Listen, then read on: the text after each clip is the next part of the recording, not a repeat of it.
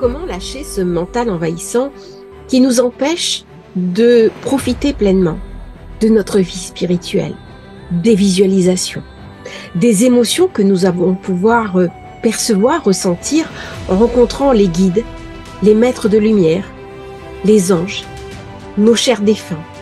Comment lâcher le concret qui vient sans arrêt poser cette petite voix? Et si c'était de l'illusion? Et si tu te trompais? Tu te mets en danger. Autant de situations parasites, d'images mentales qui viennent nous empêcher de progresser sur le sentier de l'éveil et qui sont des facteurs bloquants. Eh bien, c'est l'objet de cette vidéo. C'est l'objet aussi de la nouvelle formation qui vous est proposée dans la description. Le mental envahissant, il est nécessaire.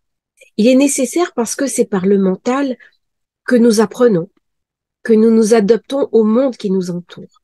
L'humanité ne serait pas ce qu'elle est sans le mental, sans cette curiosité permanente qui nous anime et sans notre capacité à changer le monde qui nous entoure. Mais ce mental, pour vivre l'expérience spirituelle, eh bien, nous sommes invités à le lâcher pendant quelques instants.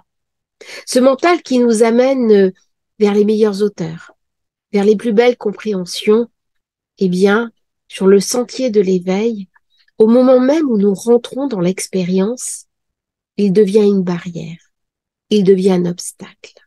Et donc, tous autant que nous sommes invités à le poser pendant quelques instants, avant de le reprendre, bien sûr. Il ne s'agit pas d'oublier ni ce que nous sommes, ni ce que nous incarnons, mais l'espace d'une fraction de seconde, nous allons vivre dans un autre état.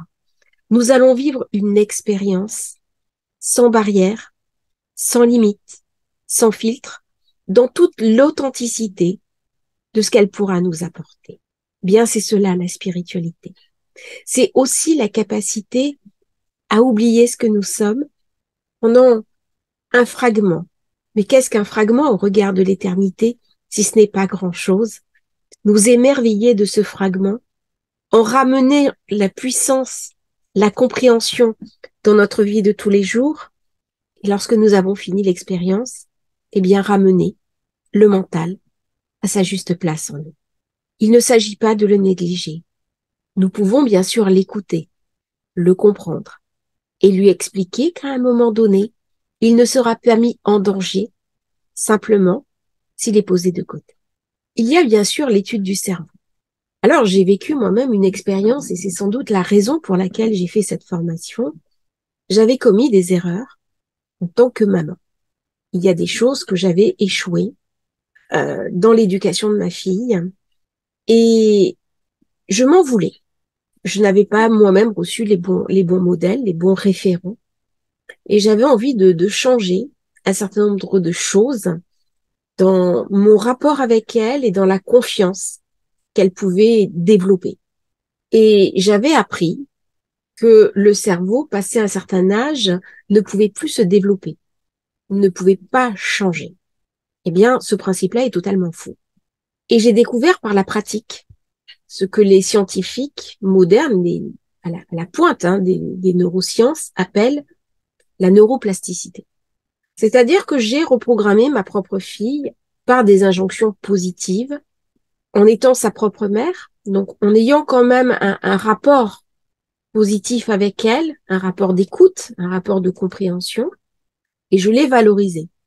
J'ai veillé pendant un certain nombre de mois à poser des injonctions parentales positives, à être toujours bienveillante, à être toujours dans la confiance, à être toujours dans une approche narcissisante même.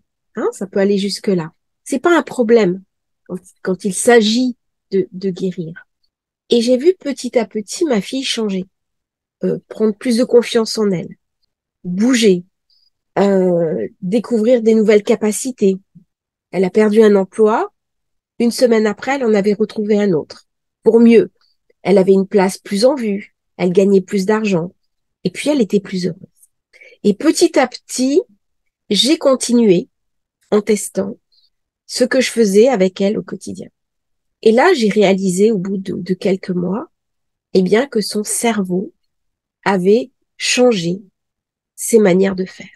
Et c'est là où je me suis intéressée à la neuroplasticité, qui est la capacité du cerveau à changer ses fonctionnements, quel que soit son âge, et quelles que soient les méthodes d'apprentissage. Et partant de là, nous pouvons changer nos moyens d'acquisition de connaissances, mais nous pouvons aussi changer nos manières de fonctionner. Et lorsque notre mental est envahissant, lorsqu'il nous empêche de rentrer dans notre vie spirituelle parce qu'il met son veto, eh bien, quel que soit notre âge, nous pouvons acquérir des nouvelles compétences afin de lâcher ce mental envahissant et vivre pleinement la spiritualité à laquelle nous avons droit. Eh bien, c'est l'objet de cette formation. Alors, bien sûr, on n'arrive pas comme ça avec un mental qui bloque à un mental qui a totalement lâché, qui s'est totalement épanoui, mais il existe des techniques fiables pour ce faire.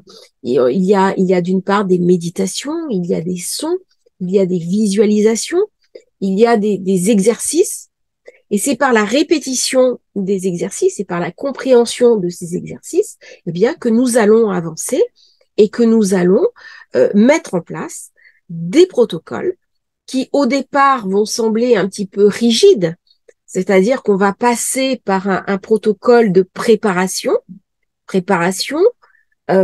instant spirituel, et puis après, on revient à quelque chose qui, au fil du temps, va devenir totalement spontané. C'est-à-dire que quand notre cerveau a appris à fonctionner d'une manière précise, avec un protocole, et bien après, naturellement, il reprend le même chemin, il fait exactement la même chose et nous n'avons plus besoin de mettre en œuvre le protocole. Donc, les solutions existent et si vous aussi, vous avez du mal à lâcher ce mental envahissant, eh bien, je vous invite à regarder sous la description. Vous avez un petit lien et puis ça va vous donner des idées, ça va vous donner de la compréhension par rapport à ce mental envahissant.